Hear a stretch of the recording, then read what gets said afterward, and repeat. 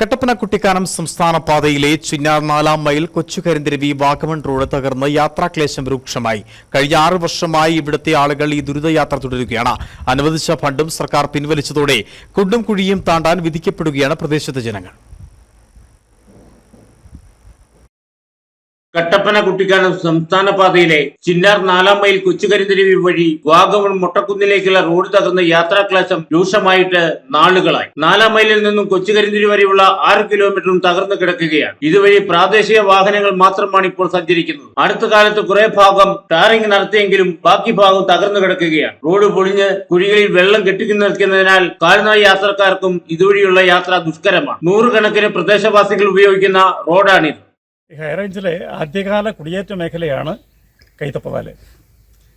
4-ാം മൈലിൽ നിന്നും കൈതപ്പതാല് വഴി കൊച്ചുകരിന്തിരിക്ക് ഒരു റോഡുണ്ട്. ഈ റോഡ് വെട്ടി തുറന്നിട്ട് ഏതാണ്ടൊരു 75ഓളം വർഷങ്ങളായിട്ടുണ്ട്. പക്ഷേ ഇപ്പോഴും വളരെ ദയനീയമാണ് ഈ റോഡിൻ്റെ സ്ഥിതി. സഞ്ചാരയോഗ്യമല്ല. ഇപ്പോൾ പൊട്ടിപ്പൊളിഞ്ഞ് നിശേഷം യാത്ര സഞ്ചാരയോഗ്യമല്ലാതായി തീർന്നിരിക്കുകയാണ്. ബാക്കി 2 കിലോമീറ്റർ വീതി കുറവാണ്.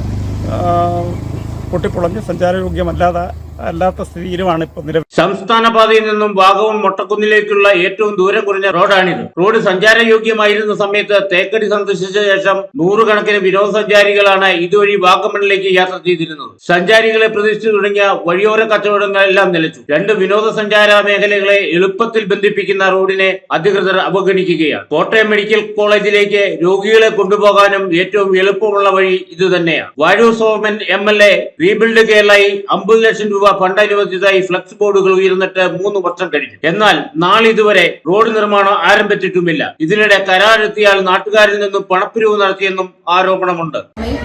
കൊച്ചുകരിന്തിരവി കൈതപ്പതാൽ റോഡിന് MLA ഫണ്ടിൽ നിന്നും 50 ലക്ഷം രൂപ അനുവദിച്ചെന്നുള്ളൊരു ഫ്ലെക്സ് ബോർഡും അതോടൊപ്പം വാർത്തയും വന്നിരുന്നു. എന്നാൽ നാളിതുവരെ യാതൊരു നടപടിയും അതിനെക്കുറിച്ച് എടുത്തിട്ടില്ല. കാരണം അന്വേഷിച്ചു കഴിഞ്ഞപ്പോഴത്തേക്ക് നിർമ്മിതിക്ക് കൊടുത്തിരിക്കുകയാണെന്നാണ് ബഹുമാനപ്പെട്ട MLA പറഞ്ഞത്. എന്നാൽ നിർമ്മിതി ഈ ഫണ്ട് ഏറ്റെടുക്കുകയോ അല്ലെങ്കിൽ ഈ റോഡ് ഏറ്റെടുത്ത് നടപ്പിലാക്കുകയോ നാളിതുവരെ ചെയ്തിട്ടില്ല. അപ്പം നമ്മൾ അതിന് സമരപരിപാടി ബാക്കി കാര്യങ്ങളെല്ലാം ആസൂത്രണം ചെയ്തിരുന്നു.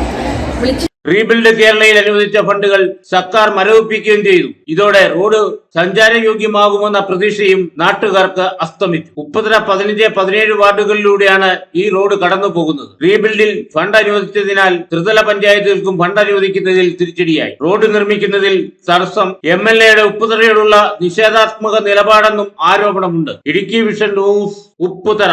ഇനി ലോ പ്രൈസിൽ ഹൈ റേഞ്ച് ഓണം. ഏറ്റവും പുതിയ കളക്ഷൻസ് ഏറ്റവും കുറഞ്ഞ വിലയിൽ. High range home appliances.